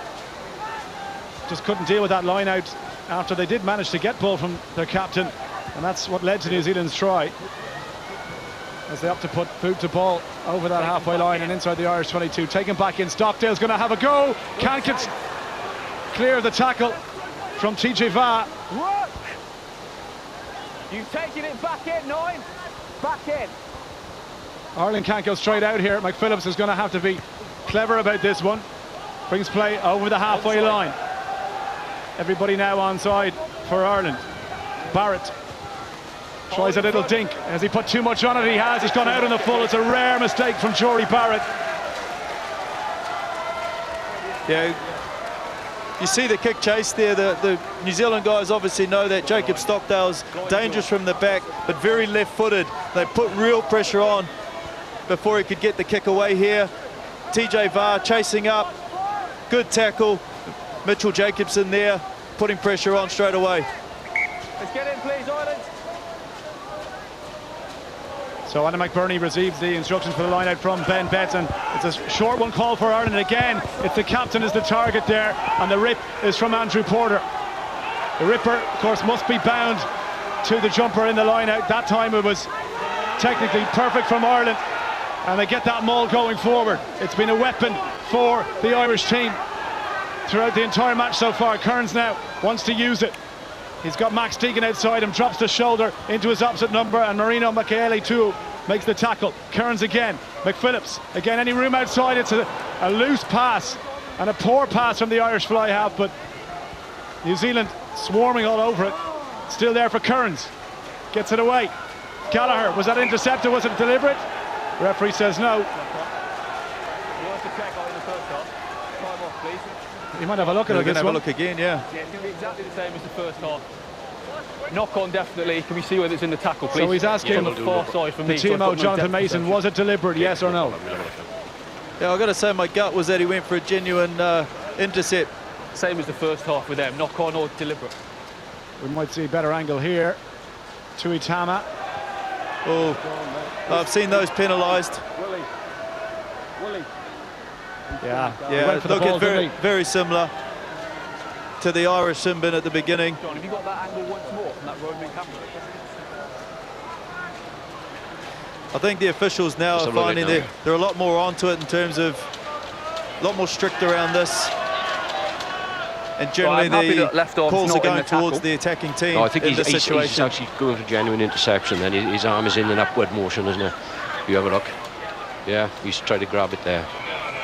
I would say a knock on. Agree? Yep. Thank you, mate. So TMO says just a knock on. It's a knock on, it's a scrub. Completely different. He's kind of... Irish fans not too happy about that one, Tony. No, they won't be happy. And look, that's where it's such a fine line in this situation. There's no doubt that he's tried to catch the ball and take it away. I think what you've got to look at is what was the chance that he was genuinely going to catch that ball. Stay behind the ball, please. Don't obstruct it. Interesting suit design.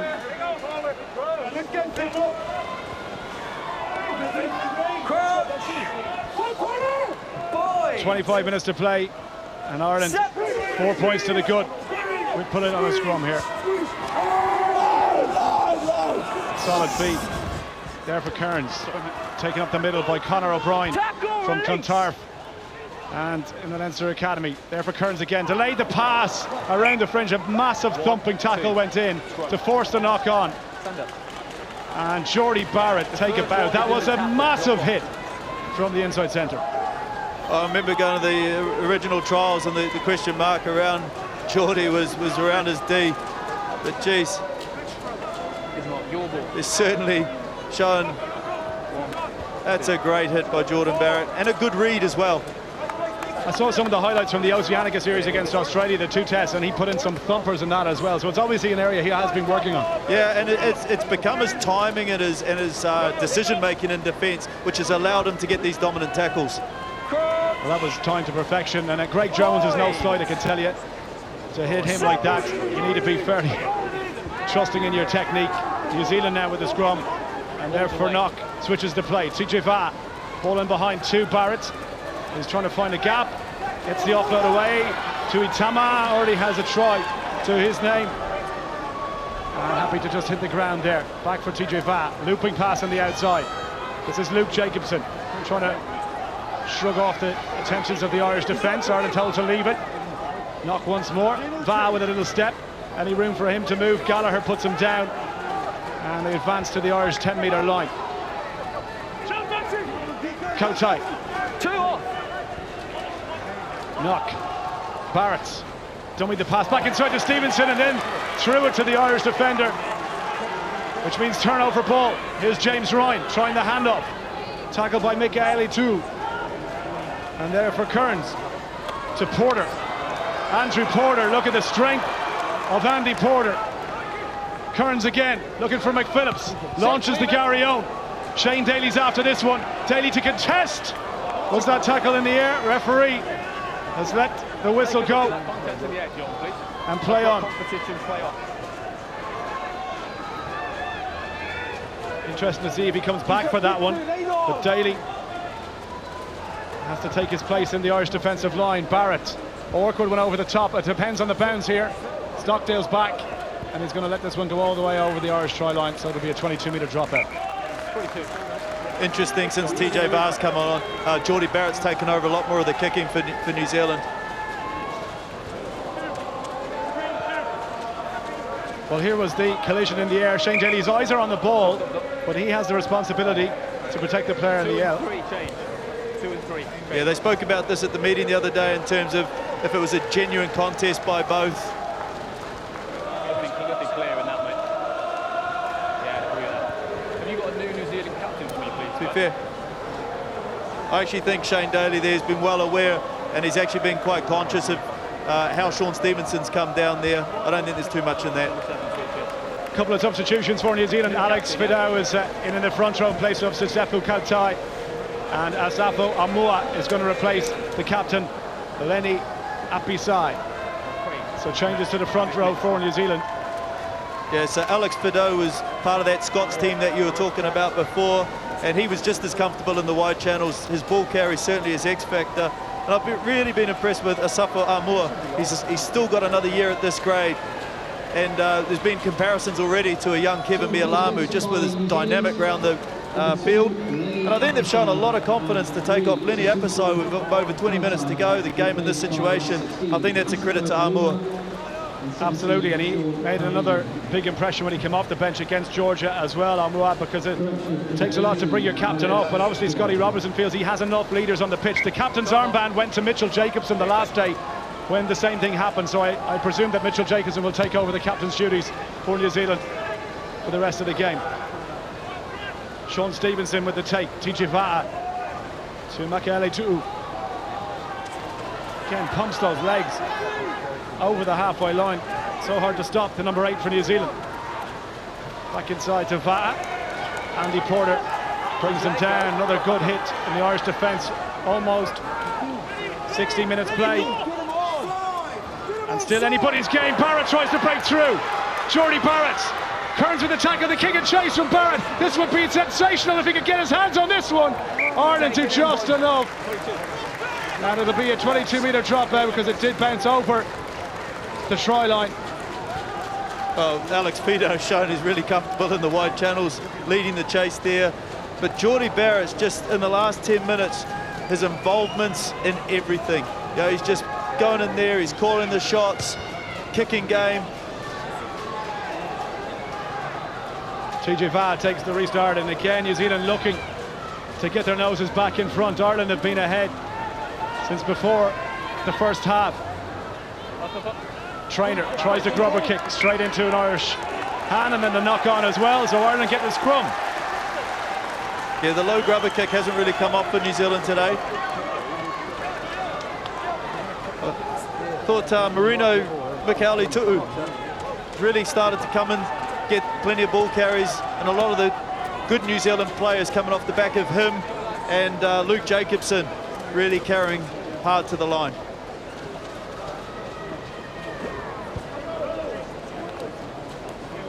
Ireland are going to make a couple of substitutions of their own as well. Vaktan Abdaladze.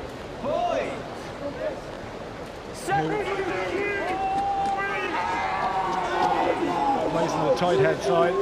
Can't play both ends of the scrum, but taken up by Conor O'Brien, trying to force his way through the middle in the tackle. Good carry from the Irish centre. Looking for runners there, and James Ryan was smashed hard at it. Forced the turnover ball. New Zealand have numbers on this right-hand side now. There's an overlap here. Sean Stevenson into a bit of space. Little switch with Jordan Trainer. Ball back inside. Was that forward? It looked forward from here. The referee says no, play on. And the fans on this near side are not too happy about that. New Zealand still in possession. Va'a queuing up on the outside. Tackle goes in from Deegan. Doesn't quite stop Alex Fidow. Stevenson again, trying to get through. Knock on, and advantage being played to Ireland this time. Slippy, wet conditions out there. And some tired legs, I'm sure, as well. Advantage over now as McPhillips hands possession to the speedster for New Zealand, Tuitama. Trying to go through the tackle. Shane Daly puts him down. Where's that ball? New Zealand struggling to get it to the back, and Andrew Porter told to roll away. The referee says he didn't do that. And again, Sammy Knock wastes no time getting on with the ball, bets in to try and steal it. He can't do so. This is Jonah Lowe. Pressure now on Ireland, but again the knock on, and Kearns happy to punt that one clear all the way over the halfway line and into touch as well. Ireland surviving just about. Yeah, again the game seems to have just gone up another notch. It's going to be really interesting next sort of 5 minutes as the rain starts to come back in. A few tired bodies around the place now. Some fresh legs needed for Ireland, and you can see 4 substitutions getting ready to come in for Ireland. Jimmy O'Brien back onto the pitch. Vincent O'Brien as well, who's had a bit of action when Adam McBurney was in the bin. And also Vaktan Abdelaziz, who was born in Georgia, but now very much part of the Irish setup. He was on the bench when Clontarf contested the Ulster Bank League final against Cork Constitution, which is the Irish domestic league back at home. And he comes off the bench, the 19-year-old. Yeah, a good time to make the changes. These boys have made a really good shift. Been really impressed with Betts and McBurney. Well, there's a great story about Ben Betts when he walked into the Munster Academy situation, the Irish number 3 there with the blonde hair. He came in, they were doing strength and conditioning tests, and he was asked to do a few pull-ups. The prop forwards, I think, managed 3 between them, and he did about 25 with his boots on. And they said, you know what, this kid has something. But he started his career playing with Young Munster at the moment, but started with Shanna Golden down in Limerick, a small club on the outskirts of Limerick, and he's now playing for the Irish under-20s. It's a remarkable story for him, but he's done his day's work. 63 minutes of a good shift, and the substitutes in the front row come in to try and bring some fresh legs in for Ireland. Tuitama, no way through the Irish midfield. Another thumping hit in the Irish defence. This is Quinton Strange carry over that halfway line. Aspel puts him down from St Mary's in Dublin. Knock to Barrett standing at first for Seizure. Another knock on for New Zealand. We're not used to seeing this from the Baby Blacks or from any New Zealand rugby players. Normally the handling skills are top drawer, but it's so wet out there, the ball is so slippy, and at the moment New Zealand just cannot hang on to it when they need possession and they need a score. Ireland fighting for everything here. Again, pressure on that breakdown. The knock on, no advantage, scrum to Ireland. Yeah, again, a mixture of the Irish line speed and the conditions. The rain's getting a little bit heavier. I'm convinced the rain up in Manchester is more slippery than anywhere else in the country. Well, it must be, because your boys at the moment are struggling to deal with that ball. And in comes Kelvin Brown to the back row from Shannon and Munster. See Greg Jones getting a bit of attention there, but it's David Aspel who's going to go off, and Kelvin Brown is going to come in. He played number 8 during the Six Nations. He started his career as a front row forward, switched to the back row, but Greg Jones scored a try in the first half. He's had a really good shift. And David Aspel, who goes off to the bench. And Brown is in his place. The Irish back row of Jones, Aspel and Deegan certainly got through some work today. And they can't be finished yet because we've got 15 minutes still to play. And as you say, I'm sure, you know, only a 4-day turnaround for both teams. There's got to be some tired bodies. I know Scott Robertson and Nigel Carroll are happy with how his teams came out of the last game, but when you only have 4 days to prepare back-to-back games, it's not a lot of time. That is the first one. We've just jumped. Let's keep the the last 4 days would have been all about recovery, a little bit of preparation about their next opposition, but not too much. Roll! Let's go, Ireland! Let's go, boys! Take off! Good to see Kelvin Brown get a run out. As I mentioned, his family are all Shannon and Munster, went to Ard School Reach as well, and he's a big unit, he's a powerful carrier as well.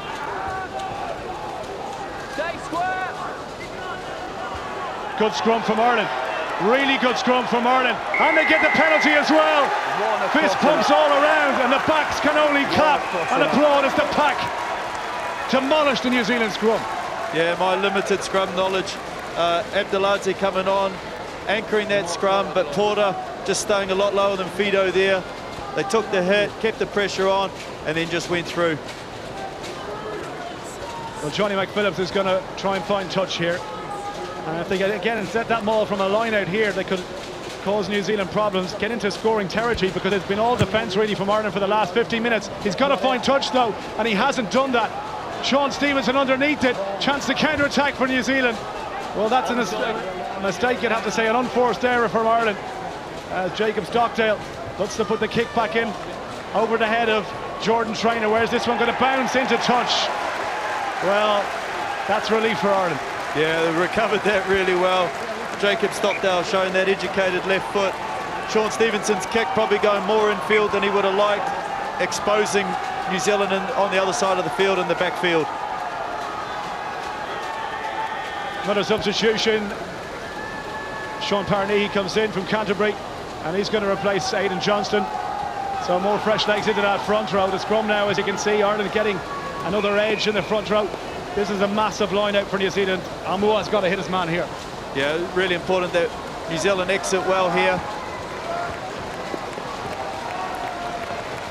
I'm sure the Irish will put plenty of pressure on at source and through the backs here. Both of you close the gap, so take half a step out, both of you. Short line out called from New Zealand. Got the big ball carriers in. Makaele Tu'u standing at first receiver, I'm sure just going to try and relieve some pressure territory, but Ireland get up and steal it. What a time to do that. Taken in by Vin O'Brien. Pick and go. A score here would be massive. Brown. The Shannon back row forward carries. Again, Vincent O'Brien back on his feet to try and make more yards around the fringe there. New Zealand all defence at the moment. Jimmy O'Brien carries. And back for Kearns. Gallagher. Support from Greg Jones. And patience needed now by Ireland. Defence needed by New Zealand. Got to make the tackles here. Ireland. James Ryan struggles to hold on to it, but he just about managed it.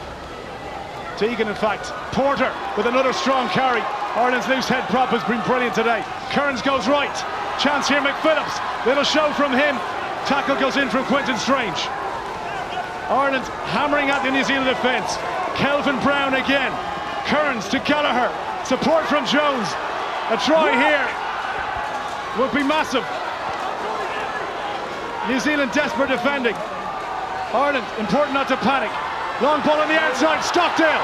Jacob Stockdale steps back inside. Still on his feet and eventually brought to ground. New Zealand trying to keep Ireland out. Another onslaught. Abdalante, the Georgian, playing in an Irish jersey. Where's that ball? New Zealand trying to rob it. Brown for the line. Kelvin Brown, is he down? I think he's just held up. He is just held up. Wow. But Jordan Barrett, I think, saving New Zealand there again on 2 or 3 occasions in that set. But the Irish have really got their enthusiasm, their energy. Some of their ball carrying is outstanding. The likes of Porter, Ryan leading from the front. You know what, Tony, I wouldn't be surprised to see Ireland take on New Zealand in the scrum here. I mean, I think they know they have the edge psychologically and physically in the front row at the moment. Here was Brown, he almost got there.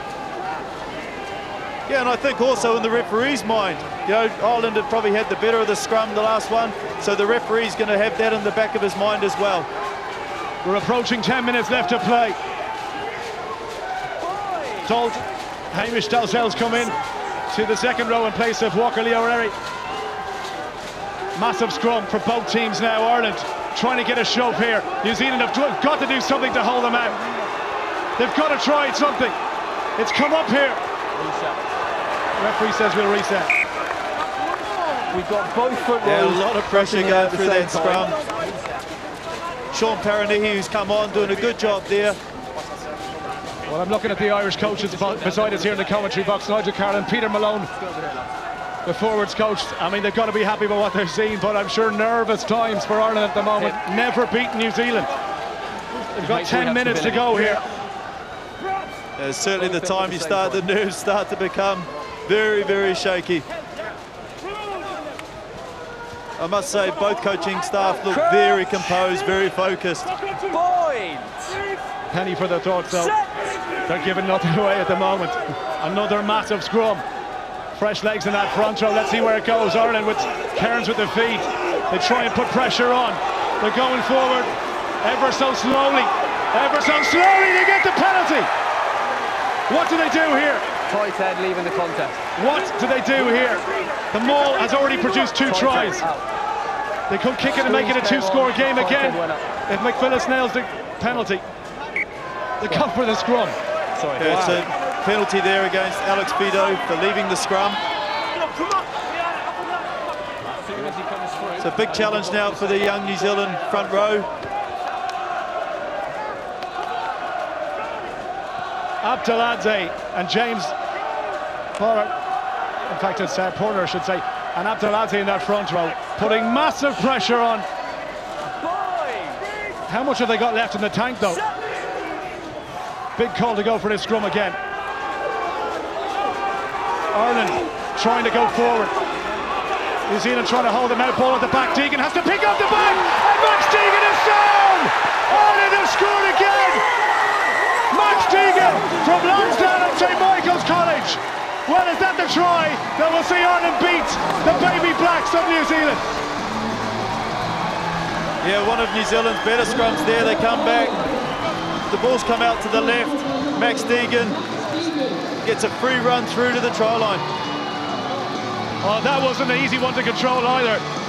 They came back at him at pace, but there was nobody here covering for New Zealand.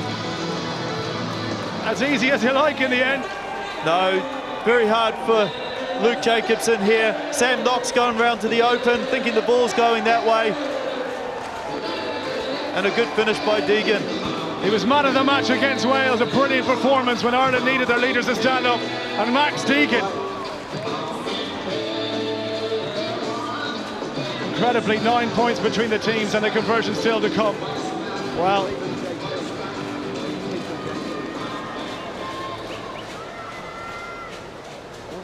this would make it 2 tries that New Zealand need to come back into it. This for 11 points. Massive, massive kick. Look, and there's certainly the players to do that, but with the way the Irish have defended and their decision making, it's going to be very, very tough. Johnny McPhillis.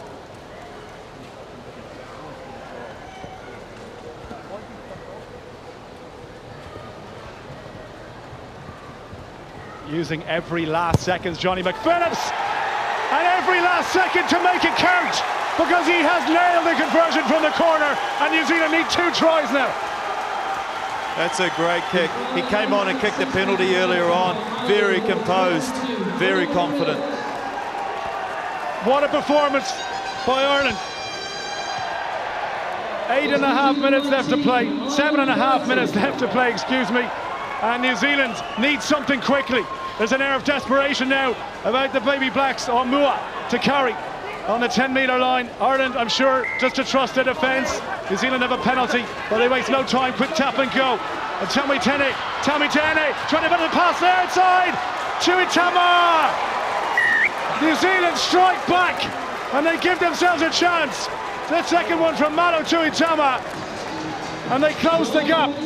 Yeah, Jonathan Taumatone, really, really quick. He's just come on, got the penalty, real dangerous runner, and we've seen what Tuitama can do given some space. And that's what we talked about before, just New Zealand's ability just to quickly transition, react to a penalty, and they're gone. Beautiful break by the substitute scrum half, Tamatane, but it was the winger's finish. Tuitama with his second. That's why he started. And now, another massive kick from Jordy Barrett. If he nails this, any penalty drop kick would do.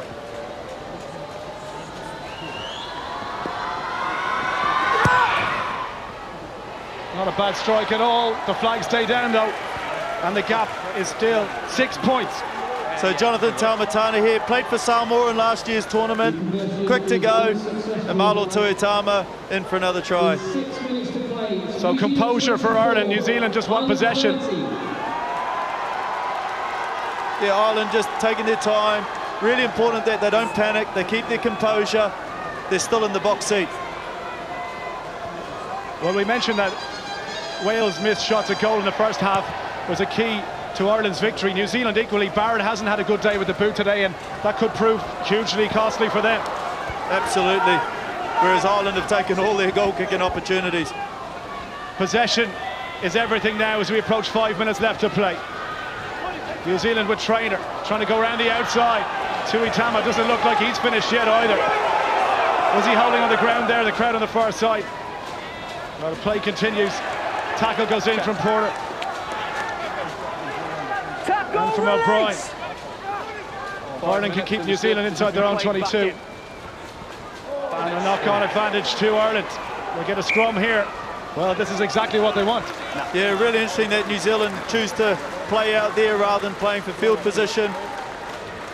Ireland have done a really good job on that middle pod with their line speed.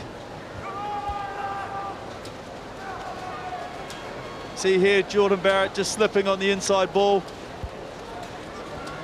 It's certainly something New Zealand have identified as an option with the line speed, that inside ball. Well, this is when you need the composure of the more experienced players in the squad, and Ireland know that they have this game within their grasp now. Less than 5 minutes to play. They have a scrum. Any points on the board now would make it almost impossible for New Zealand. It's a really good point, and in terms of how the game's going to be managed now, and the experienced players. I mean, we're talking about under 20s and we're talking about experienced players. I'm looking at it there. I reckon New Zealand have got 3 or 4 under 19 players out there. It'll be the first time they've experienced anything like this. Sean O'Connor comes in, and Killian Gallagher from Sligo, who's put in a monster shift. Played back row during the Six Nations for Ireland. Himself and James Ryan have been a brilliant second row combination though in this tournament so far. There's the feed, and again Ireland in no rush to continue, shoving the back from Kearns. They're trying to force the penalty here. It's gone down. Where's that going to go? Reset, and it's another few valuable seconds eaten up on the clock for Ireland. Yeah, it certainly is, and well done to the ref. It's not a decision you want to be guessing at this point of the time of the game, and with the score at only 6 points. They've played 5 times. New Zealand have won every single one of them. The biggest victory in 2008, and last year in the pool stage New Zealand won 25 points to 3. This has been an inspirational performance by Ireland though. They've torn up the history book. They probably didn't even read it because they've attacked New Zealand at every single opportunity. And another big scrum here. If they get a penalty, it's straight in front of the post, don't forget. Control at the back from Deegan. He did really well. And Ireland get the penalty. But surely, if this goes over, it'll mean victory. Yeah, look what it means to the players. Jonathan Taumatane, a little bit keen there. Be interesting to see whether that ball's... He's obviously thought it's come out from the number 8. Been too keen. Look at this from the Irish front row. The entire pack in fact. That was the penalty. Taumatane, as you said. Yeah, be interesting to see whether that ball's actually touched the halfback. They're very, very close there. But you can see obviously what it means. Andrew Porter there, he's had a great game.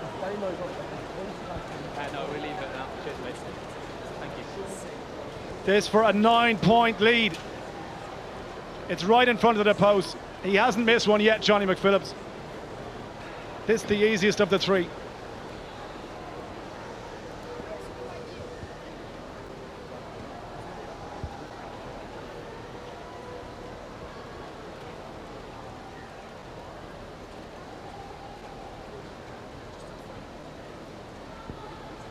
You don't blame him for eating up every single second. And is that the kick that's going to make sure of a famous Irish victory? Tony, I'll ask you for your man of the match, please. Well, plenty to choose from. Been really impressed with Andrew Porter. Obviously the 2 goal kickers, but in a momentous occasion like this, James Ryan just leading from the front, stealing valuable line-out balls. Work rate's been outstanding. James Ryan is my man of the match. Well, former captain of St Michael's College, his dad Mark played for Leinster and for Lansdowne. Won a couple of league and cup medals, and I'm sure he will be a proud father watching on today as his son captains the team. And a man of the match performance in what looks like an historic victory for Ireland against New Zealand with 90 seconds left to play and a couple of scores needed for the Baby Blacks. Box kick and the chase is on from Keenan. Another player has been brilliant under the high ball and went forward. Advantage to Ireland inside 90 seconds. And I think the crowd sense now that this is going to be Ireland's day. The kick from McPhillips is brilliant. The chase, equally good from Matty Byrne. New Zealand needs something, and they need it almost immediately. Maul is called.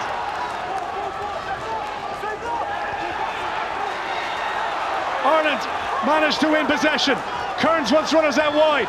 Porter into contact again, as he's done so many times, the former St Andrews loose head prop. They're lining up Greg Jones, who scored that try in the first half that started a remarkable series for Ireland towards half time. Again the carry, this time Abdeladze. The Clontarf prop forward.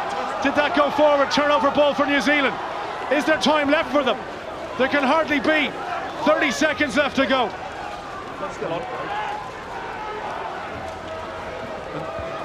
Still playing the advantage. New Zealand will be looking for a really important bonus point here. Well, that's They've it, got isn't a long it? way to go. Every point counts in the race for a place in the semi-final. Top three in the pools will go through, and the best fourth place finish as well, with Wales still to come for New Zealand. Ireland, well, they can't be caught now. It is going to be a famous victory. Can they deny New Zealand a bonus point even? Stevenson's dropped it to his knees, hangs on to possession. 80 minutes have gone. Ireland have their victory secured. New Zealand, they've dropped it. They won't even get the bonus point. The final whistle goes, and history has been made. Ireland have beaten New Zealand. An incredible performance.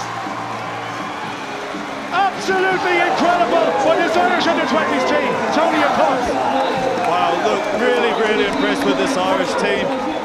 You know, like they showed the other day, their resilience to just keep coming back. And then when they got into the lead, they managed the game well. I thought defensively they were very impressive, and they took their opportunities. The coaching ticket beside me are hugging and embracing each other. They are absolutely delighted. James Ryan led from the front, a captain's performance, a man of the match performance, and the tries that followed as well, from Deegan, from Greg Jones, and from Adam McBurney, coupled with some brilliant place kicking, and Sperrins Hall as well for the players that went off injury. But the full-time score in this Pool A encounter, if you can believe it, New Zealand 24, Ireland 33. They've just taken a massive step towards a place in the semi-final.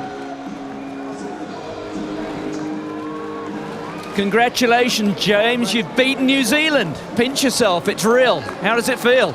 Yeah, you know, it's an incredible feeling. You know, we spoke before the game about creating history. It wasn't just another game, and you know, the boys, you know, we dig really deep there second half and got the win. You've played them 5 times before in this championship. You've lost every time until today. What made the difference?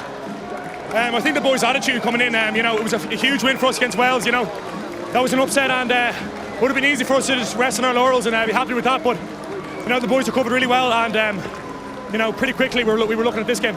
What does it say about the character? What does it say about the fitness? Tough 80 minutes against Wales, 4 days off, you come back and play a game like that. Yeah, I think it's more down to just, you know, recovering than even fitness. You know, after the game we got in the pool, we just rested, we ate well, and we were fresh today. Just between you and me, can you go on and win this? Yeah, we of course we can, yeah, but you know, we've been taking it game and game. You know, we were 48 days looking at the Wales game. We won that one, we're looking at the New Zealand game, we're not going to look too far ahead. It's on to Georgia next, there's be another big game. Terrific performance, congratulations. You're also the man of the match, by the way. Thanks, cheers. Well done.